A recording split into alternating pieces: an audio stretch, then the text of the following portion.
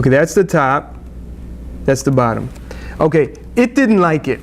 So it's Photoshop's fault, not mine. So I'm going to show you how to do it. So this requires, got to be nimble a little bit. So here we are, we're 2 parts, right? Let me get this out before I damage it. First thing to do is rotate these. So we'll rotate these in Photoshop through the image menu. Image, rotate, counterclockwise for this one. Is that why it didn't auto merge? Yeah, I don't think it probably, that could be one reason too. So let me try that now. Let's do, now that I did that, let's see if it'll work on the opened files. Add open files. In fact, let me save them first. Sometimes, yeah, that's possible. Add open files. There they are, it puts them in there. Let's see how it handles it. Yeah, I don't think it, yeah. See, it doesn't always work. And I'm telling you, I never know. So, image canvas size. So I want to expand the area on which the photos lie. And so it's a height of 4.5. I need to double that at least. So I need to go, 4.25. So let's just do 8.5. I could just go 9, give it a little more than it needs. Ugh. I choose, that was black. Canvas size. Background should be white. I put this little square there that means I want you to keep this, anchor it right here. And while you expand the canvas, everything expanded beyond the image, the current image is going to be right down here. I'm going to hit my 9 inches. Now I zoom out. See? Now I got space. So I go to the other half and select all. Puts marching ants around them. Just like a word processor, I copy.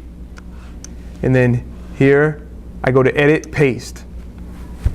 And then I use a tool called the move tool right here. And look at my layers palette, by the way. There's layer 1. Layer 1 is that part that I pasted in, okay? And we move it down.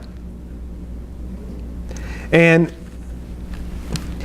actually, I don't like that because I can't manipulate the top one. So let's undo this real quick. Let's make this transparent. I double click the layer, background layer, it goes to transparent. Now I go to canvas size, make it 9. Now you see there's those checkers there, a little checkerboard. I paste in. Now I can put this one right below in the layer palette, dragging it below layer 0. So it'll fit right under it. Close this. And I think, see eyes, nose. You know, I think we lost something, did we? Statue, we lost the whole line. I would have had to do this in 3 parts. Scan the top, scan the middle, scan the end. Because now I'm missing a part. And we don't have time. It's always like this. You might want to mention real quick the opacity there. You can't demonstrate it now because you don't have. Why would we apply that to this? Tell me. It helps you match them up. Yes, excellent point. So let's just say that they were aligned. Let's just say it was, proper. Okay, because see, I'm missing the middle part. Something, man, I messed it up. But let's just demonstrate this. Here in the layers palette, watch this. I bring this thing called opacity down. And it starts to make that top layer disappear. But the reason why that helps is, let's just say that these words, let's say it says United States. Let's say that was given under and they matched. It helps you match it precisely. Then you can put that opacity back to 100%, and then you'll have a nice match. It'll line up just perfect. It's kind of like tracing paper, So imagine you could take something and fade it out and then bring it back. So we have a little bit of time. How much time we got, Michael? 5 to 7 minutes. Okay. We got 5 or 7 minutes, and I think there's questions. I think there's some burning questions that in here. I'm not sure. Maybe I smell something else burning. Yes, ma'am, in the back. Yes. Yes. Recently at someone's house, beautiful portraits, giant portraits under glass. Was unprepared, came with a digital camera. Can't get a picture without the glass reflection. I'm hesitant to take it out from the glass, and it won't fit on a scanner, obviously. Yeah. Okay, so you have big pictures behind glass. What are they, like 20 by 30, 16 by 20s? Yeah, they're quite large. Probably 16 by 20s. Behind glass. You don't want to take it out. It's a big hassle. Can you take them, and you're dealing with reflections of what? The flash or? The person taking the picture, everything in the background. Yeah. I'm having trouble getting enough light and not getting reflection. Okay, we have a suggestion right here. Does your camera, can it take a polarizer lens on No. the front? Okay, that's Polarizing lens. it's a polarizing filter that you put on the lens. Filter, I'm sorry. A polarizing filter is just something that screws on the lens. It's a cheap digital. Okay, one other solution. Can you get it in an area that's lit but it's overcast? Possible. Subdued light, or even bring it outside, not in the day like sunny, like this, but in an overcast day where there's no shadows. And one other thing, what's nice about Photoshop and digital is, like, here's the picture, right? Maybe you go off to an angle. You say you see yourself taking the picture in the glass, right? If you go off to an angle and shoot it, then you can bring it into Photoshop and transform it, and you can put the perspective back. It's going to take some experimentation, but you can try it. Yes, sir, in the back. When you look at it, try to eliminate as much. I do a lot of copy work. Eliminate as much shadow as you can when you're going to copy it.